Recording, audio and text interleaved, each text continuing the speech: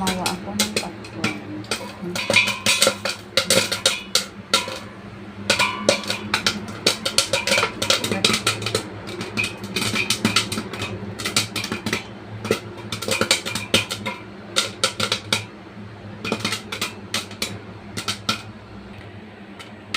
Ibig sabihin, wala nang tunog, so okay na siya.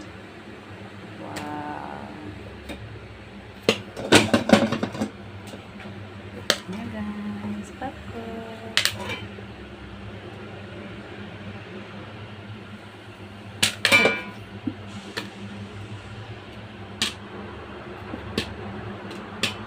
May tunog pa siya. Ayan, popcorn.